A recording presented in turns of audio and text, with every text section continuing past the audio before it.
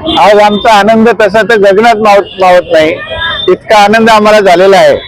कारण की आजपर्यंत इतिहासामध्ये पश्चिम बंगालमध्ये भारतीय जनता पार्टी कधीच सत्तेत आली नाही आणि त्यामुळं त्या राज्याचा विकास होऊ शकला नाही। त्या ठिकाणी असंख्य हिंदू असताना सुद्धा त्यांना सापत्याची भावना निर्माण झाली होती, त्यांना सापत्याची वागणूक दिली जात होती। त्या ठिकाणी अनेक असं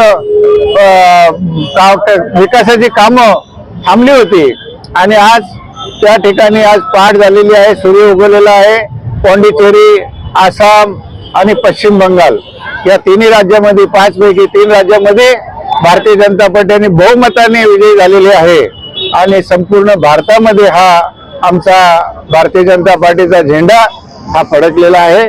आता महिला आरक्षण जे आहे, महिला आरक्षणला या तिन्ही राज्याने म्हणजे जे काय होते त्यांनी विरोध केला होता आणि असं असताना महिला आरक्षण, महिलांना जे न्याय देण्याचं काम आदरणीय मोदी साहेबांनी केलं होतं, त्याच्यामध्ये आडकाठी करण्याचं काम ह्या दीदींनी आणि त्यांच्या त्या काँग्रेसने केलं होतं। परंतु आता मला वाटत नाही महिला आरक्षणाला कोणी थांबवू शकतं। महिला आरक्षण हे होणार आणि कुठल्याही परिस्थितीमध्ये महिला आरक्षण हा बिल पास होऊन जाणार।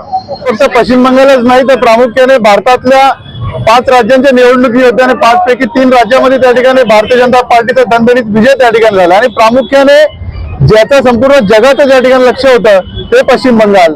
आज ज्या पश्चिम बंगालमध्ये गेल्या अनेक दशकापासून त्या ठिकाणी जातीवाद त्या ठिकाणी चालत होता, त्या ठिकाणी संपूर्णपणे दहशतीचं वातावरण त्या ठिकाणी होतं। परंतु जसं आपण सांगतो की मोदी हे तो मुमकिन आहे, संपूर्ण त्या दहशतीच्या विरुद्ध, त्या भ्रष्टाचाराच्या विरुद्ध त्या ठिकाणी जन आक्रोश त्या ठिकाणी झाला आणि त्याचा आपण त्या ठिकाणी पाहतोय की खूप चांगला निकाल त्या ठिकाणी आला। जवळपास 204हून अधिक भारतीय जनता पार्टीचे आमदार त्या ठिकाणी निवडून आले। खरं तर हा विजय फक्त भारतीय जनता पार्टी नाही तर अखंड हिंदू बांधवांचा माझा विजय असो। तिकडे राहणारे आज आपण पाहू शकतो की मुसलमान बांधव असो, सर्वांनी एकत्र येऊन त्या ठिकाणी भारतीय जनता पार्टीला त्या ठिकाणी विश्वास दाखवला आणि फक्त त्याचा विजयाचा आनंद हा फक्त बंगालच नाही तर संपूर्ण त्या ठिकाणी जगात मनवला जातो आणि त्याच्याच एक अनुषंग आम्ही अंबरनाथ देखील मनवतोय। आपण लक्षात घेतलं पाहिजे की बंगालच्या इलेक्शन मध्ये परदेशात राहणारे भारतीय सुद्धा त्या ठिकाणी नोकरीची सुट्टी नसताना पण पुन्हा त्या ठिकाणी बंगालमध्ये येऊन त्या ठिकाणी मतदान करून गेले। म्हणजे एवढं त्या ठिकाणी लोकांमध्ये जनजागृती त्या ठिकाणी निर्माण झाली होती।